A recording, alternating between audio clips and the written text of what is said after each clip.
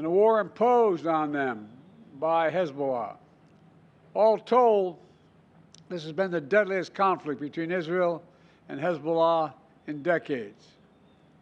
How many of Hezbollah's senior leaders are dead, including its longtime leader, Nasrallah?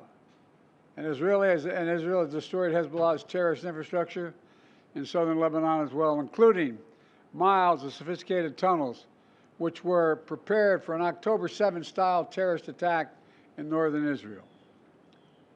But lasting security for the people of Israel and Lebanon cannot be achieved only on the battlefield.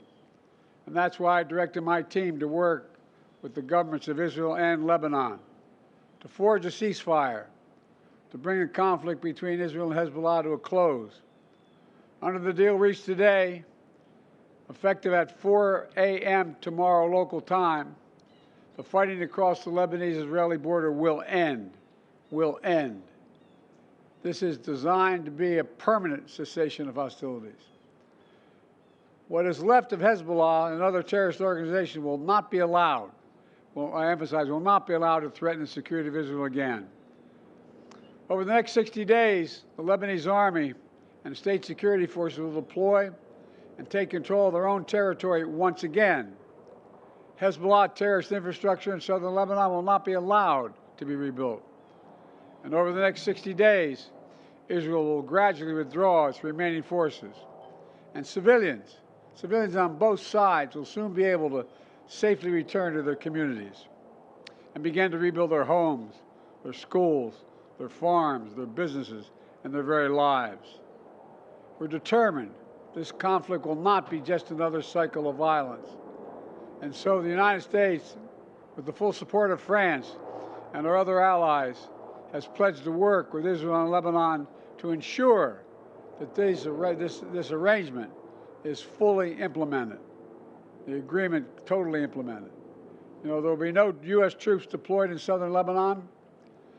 This is consistent with my commitment to the American people to not put U.S. troops in combat in this conflict. Instead, we, along with France and others, will provide the necessary assistance to make sure this deal is implemented fully and effectively. Let me be clear. If Hezbollah or anyone else breaks the deal and poses a direct threat to Israel, then Israel retains the right to self-defense consistent with international law, just like any country when facing a terrorist group pledged to that country's destruction. At the same time, this deal supports Lebanon's sovereignty, and so it heralds a new start for Lebanon, a country that I've seen most of over the years, a country with rich history and culture. If fully implemented, this deal can put Lebanon on a path toward a future that's worthy of its significant past. And just as the Lebanese people deserve a future of security and prosperity, so do the people of Gaza. They too deserve an end to the fighting and displacement. The people of Gaza have been through hell. Their world's absolutely shattered. Far too many civilians in Gaza have suffered, far too much. And Hamas has refused for months and months to negotiate a good faith ceasefire and a hostage deal. And so now Hamas has a choice to make. Their only way out is to release the hostages, including American citizens, which they hold.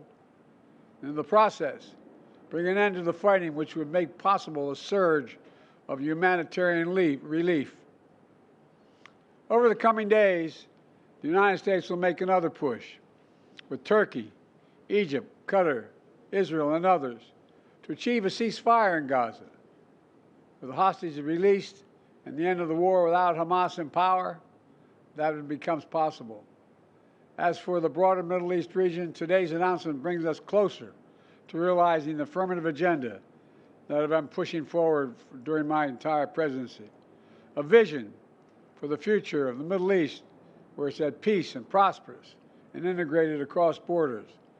A future where Palestinians have a state of their own, one that fulfills its people's legitimate aspirations, one that cannot threaten Israel or harbor terrorist groups with backing from Iran. A future where Israelis and Palestinians enjoy equal measures of security, prosperity, and yes, dignity.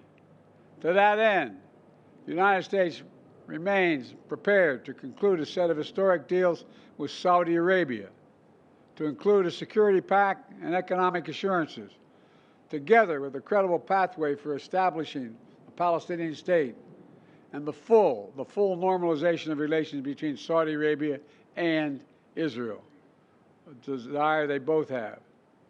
I believe this agenda remains possible, and in my remaining time in office, I'll work tirelessly to advance this vision for an integrated, secure, and prosperous region, all of which strengthens America's national security. Getting all this done will require making some hard choices. Israel has been bold on the battlefield. Iran and its proxies have paid a very heavy price. Now Israel must be bold in turning tactical gains against Iran and its proxies into a coherent strategy that secures Israel's long-term safety and advances a broader peace and prosperity in the region. Today's announcement is a critical step in advancing that vision, and so I applaud the courageous decision made by the leaders of Lebanon and Israel to end the violence.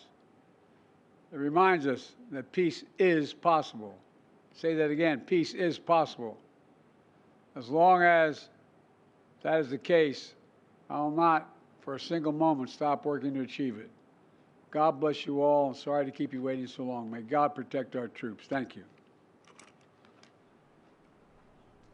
Mr. President, will you get a ceasefire in Gaza before leaving office? Ask me how I get a ceasefire, and I think so. Hold on, train. How is this push any different from the previous ones? No, see that. Should be reported. What? Mr. President, what have you told the new administration?